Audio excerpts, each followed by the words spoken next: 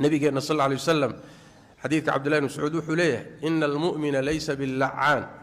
ولا الطعان ولا الفاحش ولا البذيء مؤمنكم ما أهمت لعنات بدن ما أهمت تريد بدن ما أهمت فاحشة أو رقن حن ما أهمت عرب حن النبي صلى الله عليه وسلم البذيء روح أفك حن يا أفلقات دد بدن يا هذا الكحن بذيء لدها مؤمنكم صار ما أهب النبي أوي دليردي لما هيو halkaas laga maamulaa gurigaaga ayagoo ku dhex fadhiya loo tashaday oo loo taliyaa gabdhahaaga iyo ku xijaaban baa loo taliyaa wiilashaadii iyo guriga ku jooga loo taliyaa meel kale laga maamulaa maxaan ka ogsoonaa maalinta dambe waxa weeye asagoo balaayo xambaarsan baad arkaysaa war xageed ka qaadatay war magaalada lagama aqoonin war mujtamaca muslimka lagama aqoonin macallimiin kale u leeyahay macallimiin kala ku furan gaar ahaan da'yarta aan gaadhin bisaylka caqliga iyo bisaylka cilmiga iyo bisaylka waaye aragnimada aan gaadhin ee waalidiintu intay mobeelada waaweyn ismaadka u iibiyeen iPhone-nada u iibiyeen gacanta ka geliyeen internetka u fureen kadibna ay ilaahdeen badda iska ilaali ya bad ku dhex turtay markaas waxa tiri qoyaanka iska ilaali war seebu isu ilaalinay adaa badda ku muddo intee leeg baad dhuxul dab ahayn kartaa dhuxul dab muddo intee leeg baad gacanta ku hayn kartaa ma hayn kartaa dadkii diintooda iyo akhlaaqdooda iyo ilaashanayay tuka cambaar lay noqonayaan mujtamacii baa garab maraya bulshadii baa khilaafaysa caalamkii baa khilaafaya culays baa fuulaya ilaa diintii ay noqoto sida dhuxusha dabka haddaad tuurtana diintii ka tagtay mana hayn kartid oo culays bay kugu tahay dhuxul ma hayn karaysa إلى هيركاس يقاري سابو النبي وشاقي صلوات ربي والسلام عليه waxay u baahan tahay marka walaalayaal raasamaal aan diin ahayn ma haysano raasamaalku waa diinteena raasamaalku waa akhlaaqdeena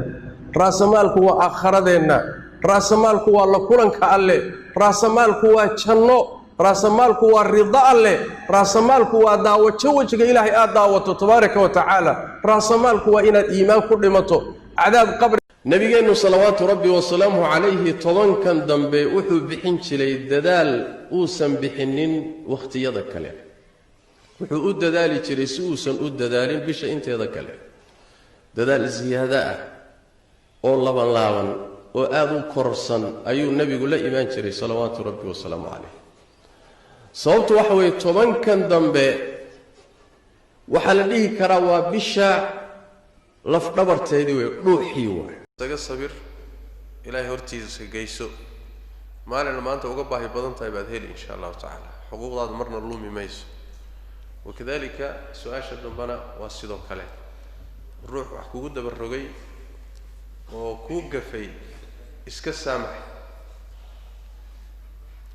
ya ajirkaaga ilaahay baad ku leedahay faman afa wa aslaha fa ajruhu ala Allah ruuxi afiya oo walaalkii iyo isaga dhexdiisa wixii hagaajiya oo u tanaasula dadka iska saamaxa ajirkiisa ilaahay korkiisa waa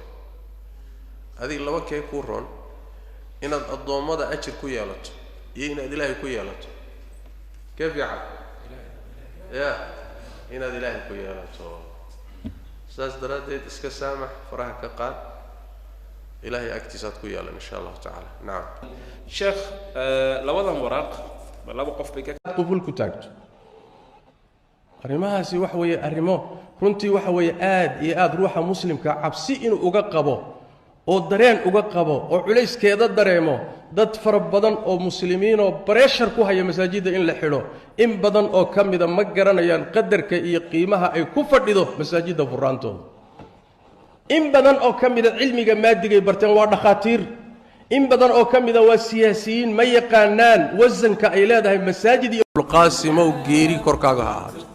وفيرسو حيسوي كيسينيا السلام عليكم تي يي السامو هذيك هذا ugu fiirsatam weeye assaamu ya assalaam ruux ku soo galay meed kala saari karta waxay iska dhigeen inay salaamayaan oo kale markaas waxay u dusiyeen assaamu alaykum geeri korkaaga ha assalaamu wa nabadgeliyo assaamu wa geeri طيب markaas nabigu wuu fahmay sallallahu alayhi wasallam wuxuu ku yidhi wacalaykum idinkana korkiinna ha ahaato